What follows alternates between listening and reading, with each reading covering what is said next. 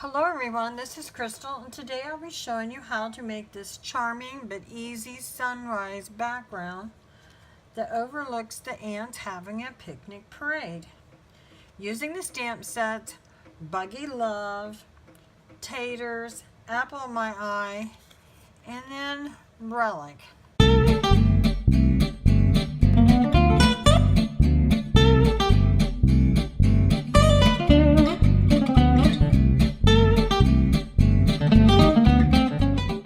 Okay, first we're starting off with a note card. And this is just an ordinary blank note card.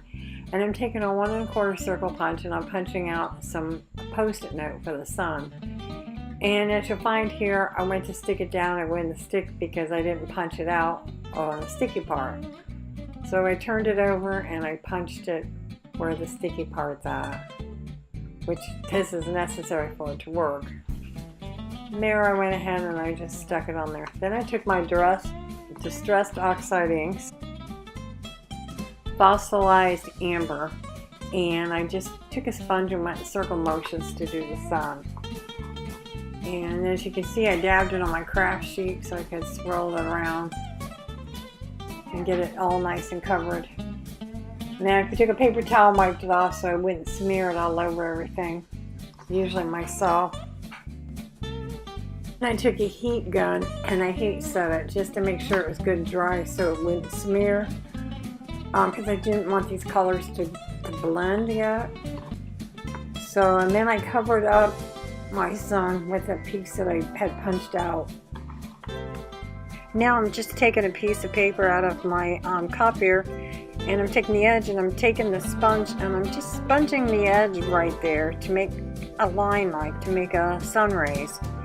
And I'll just go all the way around the sun and make these little lines. And then I went back with some spiced marmalade to give it a little orangey look. And I did it like right next to the yellow. And just because sometimes the morning sun is yellow, kind of yellowish orange. So thought, well, I would add that in. And then I went around with other colors of yellow of my Distressed Oxide and kind of filled it in.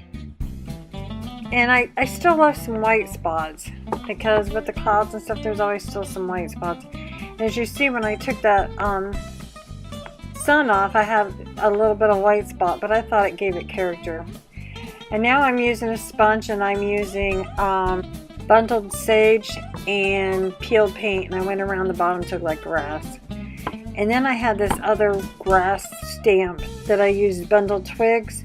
And I stamped off and stamped it on to make it look like it's a field, because I thought it gave it character. I did that, and I also did it in the bundled sage as well. And now I'm taking the ants from the Buggy Love set, and I'm making a row of black ants using my Versify Onyx black ink, and I'll dry it really, really good.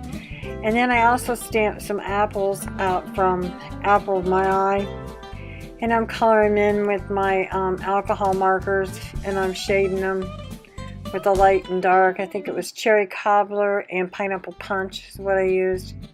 And then I took the tater stamp and I stamped out some potatoes, and then I colored them in the same way I did the granny apple green on the apple, but I did it on the potatoes to make them look like watermelon. And then I placed the watermelon on top of the ants, and I glued them down, and the apples I popped up on foam tape to give them some dimension.